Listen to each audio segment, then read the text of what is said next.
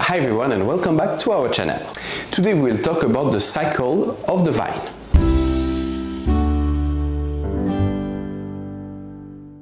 So first of all, the scientist name for the vine is Vitis vinifera sativa. This is a vine that evolved over thousands of years and that humans began to grow at a very long time ago.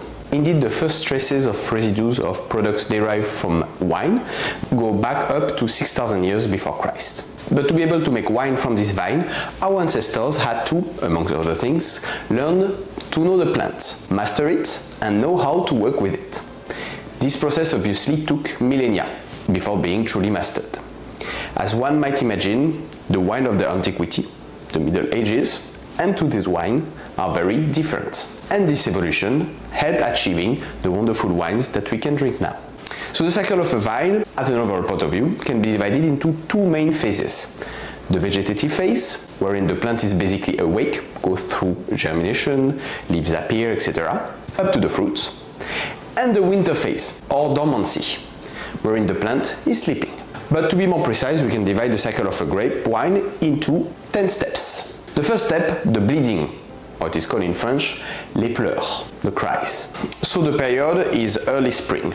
So March, April for the northern hemisphere and September to October for the southern hemisphere. During these steps, with the return of the sun and good weather, the soils warm up. The sap therefore begins to rise from the roots towards the branches. When a piece of wood is cut and sap flows, it is said to bleed or to cry. This indicates the end of the dormant period for the vine. The winemaker will therefore prune the vine's branches, even removing the old branches or shoots to make room for new ones, which will bear the fruit in the future. The winemaker will also aerate the soil to increase its nourishing capacity. It is the plowing. The step 2, the bud burst.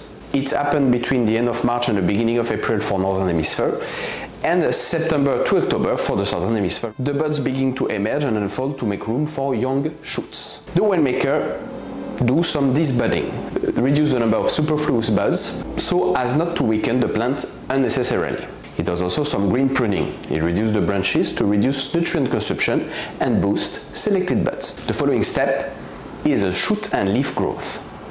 In the northern hemisphere it happened between March and May, and in the southern hemisphere between September to November. This activity, as the name suggests, it is where the first shoots and leaves will appear. The winemaker will train the vines, he raises the branches on wire to spread them out very well and increase the light capture, as well as aerate the vines to reduce the risk of disease linked to excess humidity.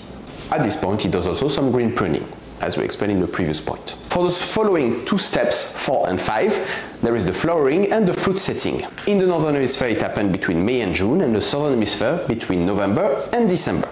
The flowers begin to develop, vines being hermaphroditic, it self-pollinates. Then the flowers become fruits, and the bunches of grapes begin to form. The winemaker continues to train the vines, green pruning, etc. during those steps. The two next steps are the veraison and the ripening.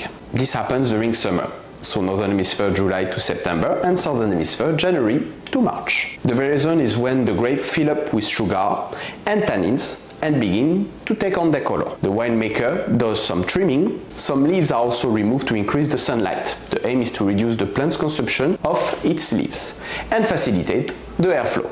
The ripening is perhaps the most important step. If the winemaker decides to harvest too early, the grapes will not have enough sugar. They will still be acidic, for example. If the harvest is too late, he is exposed to rain and rotten grapes. The winemaker can also decide to harvest some grapes before the veraison, if there are too many bunches on the vines, in order to improve the quality of the remaining bunches. The step number 8 is the harvest itself. So northern hemisphere between September to October and the southern hemisphere March to April. Surely one of the most festive and convivial in the life of a wine bottle. The precise date is chosen by the wine grower or the winemaker according to what he wishes to do with his grapes. These steps must happen quickly and well. The harvest can be done by machine or hand pick. So at this step the winemaker with the grapes start making his wine. The next step for the vine is the falling of the leaves. Sometimes in November for northern hemisphere and then sometimes in May for southern hemisphere. In autumn, of course, the leaves fall. This steps allow the arrival of the vine in the so-called dormant period. The sap goes down into the roots to avoid frost and protect the roots. Nothing more happens for the vine. It's time for the winemaker to do some healing up, create a small amount of soil or straw sometimes at the foot of the vines to protect them during the winter. So the final step, the dormancy. In Northern Hemisphere from November to March, and Southern Hemisphere from May to September. As we mentioned, the sap goes on to the roots, and the vine needs to survive the winter frost. The winemaker continues to do some heal up and collect grafts. Once selected, those will be placed in an environment conducive to their growth and will be used the following year. So the steps of a cycle of a grapevine are really influenced by the climate, the soil content, and of course the know-how of the winemaker, which gives also a better understanding on how difficult the production of wine is. Now, this bottle of wine that we enjoy drinking went through a lot of series of important events just for our pleasure. So next time you enjoy your wine, maybe think a little bit of all those events that happened to be able to produce this beautiful wine. So thank you for watching this video. We hope you liked it, and see you next time for another wine video. Cheers! Thank you for watching this episode, and don't forget to subscribe, like and share.